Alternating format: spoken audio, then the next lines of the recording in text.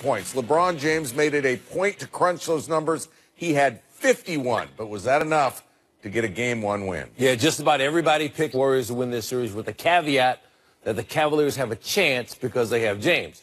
And behind the continued brilliance of LeBron James, they had a great chance to steal Game 1 before things went haywire. All right, we're going to show you this play in 3 acts. Here's Act 1. Final seconds of the first half. Warriors down 3. Kevin Durant up ahead to Steph Curry. You know what's coming? Splash just before the half. Warriors down by as many as 11 in the first half, but 1, 2, 3 helps the Warriors in the first half on a 16-5 run. It's 56 apiece at the half. Big momentum boost for the Warriors. See who went for the steal there, J.R. Smith. Yeah. Curry open. We'll get back to him. Third quarter, LeBron James taking over, working on Kevin Durant. Klay Thompson. James 3 for 7 from three-point range. Next possession. How about 3 more? He's feeling it. Scored 12 straight for the Cavaliers in the third. You know, that's when the Warriors usually make their run. They did respond. 3 minutes left in the third, tied at 75. Kevin Durant, he had 10 in the third, 26 for the game. Klay Thompson left early with a leg injury, but came back 5 for 10 from 3. Warriors up 5, 24 for Thompson. And then Durant, big finish. Warriors by 6 at the end of 3, so Cleveland still very much in the game. Under 5 minutes to go in the fourth. Warriors up 3. Curry, crossover, 3-ball, bang, bang, bang. Golden State by 10, and Draymond Green getting everybody fired up along with Curry. 2 minutes left to play. J.R. Smith, 3-ball. Clank, clank, clank. Jeff Green with a rebound. Back to Kevin Love. Love. On the mark, 21 points, 13 boards for Love. Less than a minute to go. LeBron James. Strength. Fends off Curry, and then just overpowers Kevon Looney. Cavs up 2 after the free throw. Kevin Durant drives, ruled a charge, but wait a minute. Tony Brothers signals a block on the perimeter, but Ken Mauer signals a charge under the basket. So which one is it? Well, the officials would review it and overturn the call, ruled a blocking foul after the review. We need an explanation. We have somebody to provide it. Former NBA official Steve Javie. What I try to look at and what I was taught before when I was refereeing, I looked at LeBron James' left foot. Yes, he was moving, but when somebody is firming up, in my opinion anyway, as long as that left foot was down, he can firm up. When you firm up, you're going to be moving. I know in real time, it's definitely a charge. And in slow motion, instant replay, it's a really, really difficult play. All right, Durant would hit both free throws to tie the game at 104. All right, that's Act 1. Lots to discuss there, starting with James. I thought I read that play just as well as I read any play in my career. Defensively. Seeing the drive, I was outside the charge line. I stepped in, took the contact.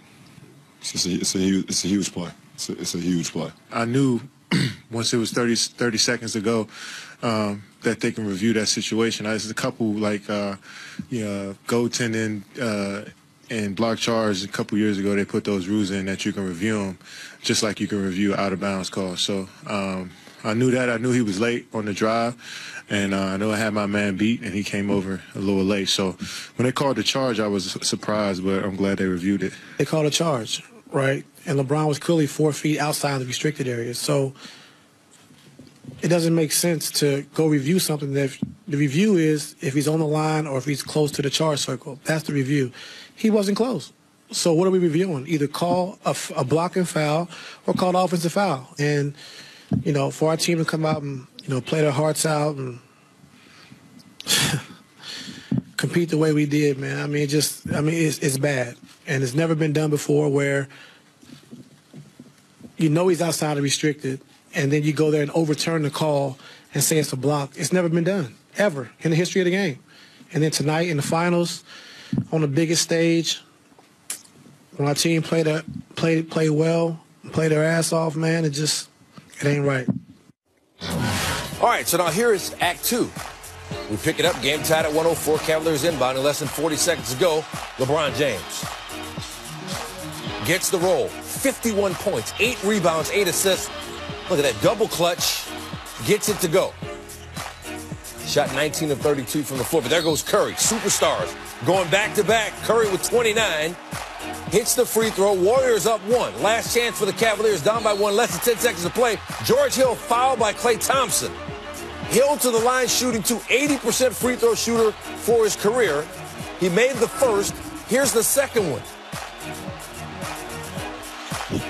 No good, but J.R. Smith gets the rebound. He appears to be confused about what's going on and dribbles the ball out. Passes to George Hill, but then time expires. Now keep an eye on LeBron James. He's like, give it to me or do something. Tries to get a timeout. Doesn't get anything. Now Smith appeared to say, I thought we were up. But they weren't up. The game was tied, and James is waiting. He's pointing to the basket, trying to get a timeout. He watches an all-time great performance go for nothing. Smith, disappointed. Game will go to overtime, tied at 107. Before we show you overtime, more on that. We're tie ball game. We had a timeout, and I was trying to get enough space because I obviously was standing right there, trying to get enough space to bring it out to get it, maybe get a shot off. And then I see him. I looked over at Brian. He looked like he was trying to call timeout, so I just stopped. And then the game was over. You knew you were tied. You didn't think you were leading. No, I seen it. I knew we were tied. It's just I thought we was going to call timeout because I got the rebound. I'm pretty sure everybody didn't think I was going to shoot over Katie right there. Who knows if J.R. would have made the layup anyway, so it was tough. He had like a little, he could have had a little floor. Somebody was there. And then, you're thinking about calling a timeout, but then Braun was open for a second, and then it just happened too fast. I thought he was looking for LeBron. I would have looked for LeBron, too. Yeah. Yes. I can't talk about a situation that way because I do some dumb stuff on the court. So, I can't really talk about that. But glad we got a W. I don't know what was going through JR's head, but he made a great rebound and gave him opportunity to win a basketball game. We got to move on. I mean, it's this game is over and done with. We had our opportunities. I would never give up on JR. It's not my MO. I don't give up on any of my players, so any of my teammates. So I don't think that even needs to be said. I know it was a tie game. We was down 1. George Hill went up. He made the first one. We got the offensive rebound. I thought we were all aware of what was going on. That's my view. So I don't know what JR was thinking. I don't know the question you're trying to ask. I was just trying to see if you knew exactly what his state of mind was. Did he think that you guys had it won, or did he think he was trying to make a play? Not sure. Okay. What do you mean I'm not sure? No, I don't know his state of mind. Did you know if he knew the score? Thank you. And yes, those were shorts with the suit. Here's Act 3, overtime. I think you know how this is going to end. The Cavaliers had to be absolutely deflated.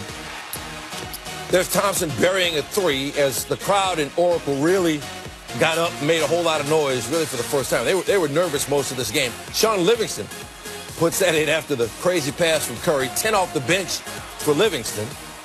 Later, the Warriors up 7. It's Draymond Green to Livingston, who gets free, throws it down. Under 2 minutes to go in overtime. Curry loses it, gets it back to Livingston. He finds Green, and Green knocks down the 3. 13 for Green. Warriors on a 12-2 run to start overtime. Overtime, not good for LeBron James. He shot 0 for 4 in the extra session. Gets fouled by Green there, and then after the play, James mocked by Green for the foul call. Green got a technical earlier in the game. And still having fun there. Under a minute to play. Curry drives. James with the rejection. And then a little bit of talk between the MVPs.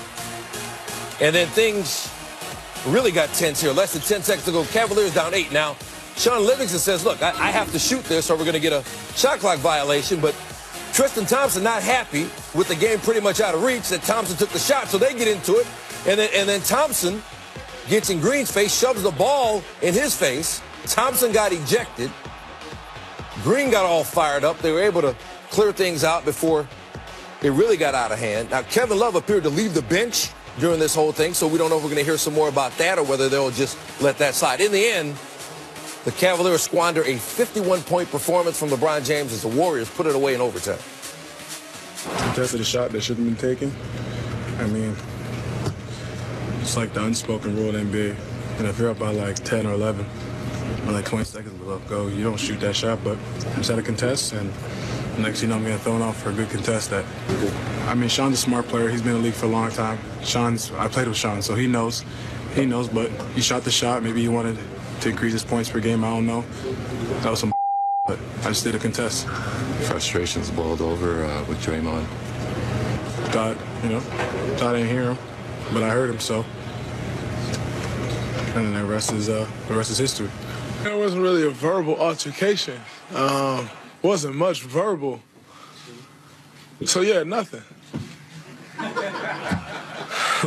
Really don't know what you want from me, champ. It is what it is. Thompson, by the way, ejected for leading with his elbow on that play. Lots more to talk about after game one, and lots of folks to talk to. Stephen A. Smith, Michael Wilbon, plus locker room reports for both teams later. Listen, I don't know whatever your personal opinion of LeBron James may or may not be. This guy is an unbelievable basketball player, and we're witnessing a guy who does things that not a lot of people can do. And Sean Livingston dunking right there. He had 13 points on drives in the first half. I mean, it was so effortless, everything he did. He took one from Draymond Green in the face right there. They get a close-up of his eye. He's got blood in his eye as a result of that. Took a hard hit there. They were tied at the half. Third quarter, James stepped back, Bobby Jack. He was 19 of 32 from the field, 3 of 7 from 3. That's Kona deep right there with Klay Thompson's hand in his face. Going up, then fade away. He's not fading away. I mean, what more can you ask of him? No, how about this? That's worth 4 in some leagues. James with 12 straight points in the third, 36, 4 rebounds, 5 assists after 3. We were talking, is he going to get 50? Now he's going to the hole, left hand by Durant and Green, up and in. Steph Curry here, dunk. Boom. There are a couple times Stan and I and Tony all watching on, and Vince in the back standing up going, man, like that one right there. Woo! And fouled, pumped up, taking the contact. I mean, the beating his body takes. Under a minute in regulation, game tied at 104. Hang time. That's 49 points, 8 assists, 7 rebounds in regulation. They went to overtime because who shot JR? JR did. He shot himself. Then James fouled by Green. Not sure what Draymond's doing there. That's not a good look. That is not a good look. James, good looks right there, and then Steph Curry. If you can read lips, you know that was earmuffs right there. James would not answer what that was all about in the post game. 51 points, but it's not enough. The Cavs lose game 1 by 10. Sports Center on the Road is confidently presented by Rocket Mortgage by Quicken Loans. For more on game 1, let's bring in Stephen A. Smith now from Oracle Arena. Steve, the Warriors put the Cavaliers away in overtime, but there were 2 things in regulation that really cost Cleveland. I want to get your thoughts on both of them. Let's start with the offensive foul changed to a block. You don't make a call like that. You don't reverse a call like that against LeBron James. It was such a close call that you certainly don't go to the table, review it on video, and then come back and change the call. The referees definitely did the wrong thing as far as I'm concerned. That is not a call that should have been reversed. The NBA needs to change that rule now. Not next season, now. That should not happen again while these NBA finals are going on. It was inexcusable, and LeBron James deserves, obviously, a lot better than that. All right, so George Hill, really good free throw shooter, makes one, misses the second one. J.R. Smith gets the rebound. Ty Lue says he thought that they were up 1. It appears to be what he said on the court to LeBron James. What do you make of that? I haven't gotten over it, and I'm not going to get over it for a long time.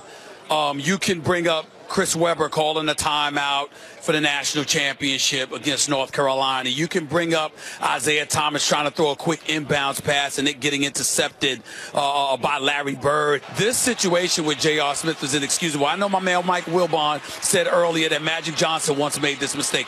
Derek Harper once made this mistake, etc. It wasn't in the NBA Finals when you're in the heat of competition and you're running up and down and you're in the midst of a play and something like that happens. No, you have an opportunity to collect your thoughts, take a deep breath, and to still get that, not get boxed out, grab an offensive rebound, and believe that you have the lead when all you got to do is peek up even before the foul shot is taken. You don't do any of those things, and instead you grab the rebound, run outside to the three-point line thinking that you've won the game, and the game is over. LeBron looked at him like he was an absolute idiot. It's one of the most inexcusable mistakes that I have ever witnessed in all of my years of covering the NBA. I sit here tonight sad and humbled by the greatness I saw him put on display in game one of these NBA Finals. And to have the game blown because of a boneheaded play like this, I just don't know what to say other than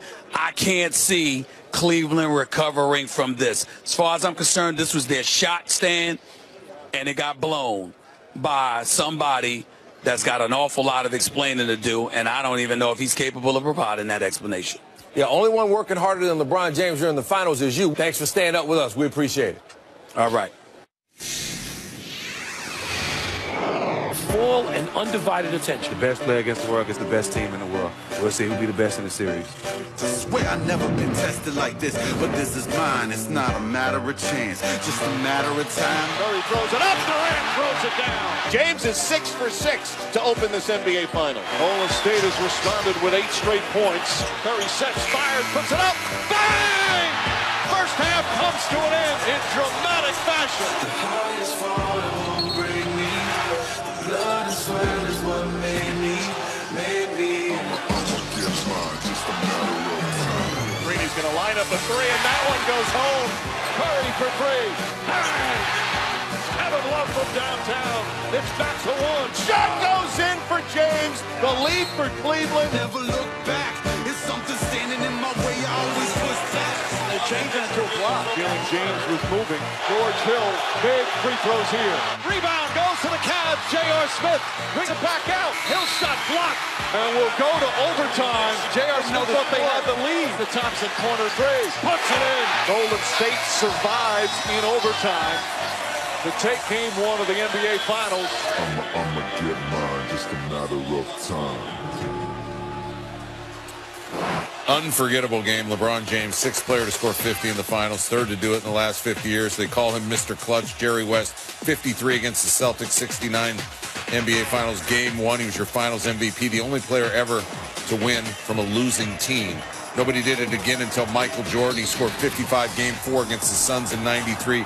Jordan averaged 41 per game that series. He averaged the most ever in the finals. He won his 3rd straight Finals MVP. James, again, 51 on Thursday. His most ever in a playoff game. Again, the 6th player ever to score 50 in a finals game and the 1st to lose that particular game. Let's go out to Oakland and Mike Wilbon. And Michael, it was a great game. Ugly ending on several fronts. Ty Lue said afterwards Cleveland and LeBron James were robbed. Talking about that charge, offensive foul call. What are your thoughts? Wow, robbed. I understand why the coach of the Cavaliers would say that. Neil, that rule has to be changed. I mean, just walking around this arena talking to former players, players on other teams, former coaches, almost nobody knew that 5 years ago the NBA instituted a rule that said you could go back and look at something like a judgment call. This isn't foot on the line, visual evidence. This isn't ball out of bounds, went off somebody's hands, visual evidence. This is a judgment call, which the league says it doesn't want replay to deal with. Leaning. Was he stationary? Was he moving? Was he sideways? You can't get into that and without going to and then go to replay. That call has to be made on the court and kept within the authority of the game officials. And so in that regard, I understand exactly what Tyronn Lue was saying. Now, you've got this other situation after a missed free throw where J.R. Smith clearly thought his team had the lead. Otherwise, why would he dribble out from a 6-foot shot and they don't get off any shot? By the way, 1984, Game 2 of the NBA Finals, Lakers versus Celtics. Magic's going to kill me for this. But Earvin Magic Johnson, for my money, the smartest man to ever play the professional game, dribbled out the clock in regulation with 13 seconds left. They went to overtime. Lakers lost the Celtics in the finals in overtime. The good news was Magic came back and had 21 assists and a triple-double in the next game. His team won. J.R. Smith, if misery ever wanted company, that's the company you want. But this is going to be a hard few hours until Game 2, actually hard few days for J.R. Smith to get over it. You mentioned Magic and the Lakers coming back. How does Cleveland come back from this, Michael? Wow, this is tough because, I mean, Cleveland played a pretty good game. LeBron, of course, was genius again. I mean, it's near a 10. You just wonder how many times, how many times can LeBron do this? And I remember before the game, a lot of us are thinking, okay, he can do it against the Pacers. He can do it against Toronto. He can even do it against the Celtics, these young Celtics, but he can't do it against the Warriors. Well, he did. So can he do it again? You know what? It's just not wise to bet against LeBron, Neil, in these playoffs. Sure, he can do it again. He keeps doing it. When doesn't he do it? When does he have a bad game in these playoffs? It's either somewhere between, oh, my God, great and merely great. But after a game one like that, it seems that more things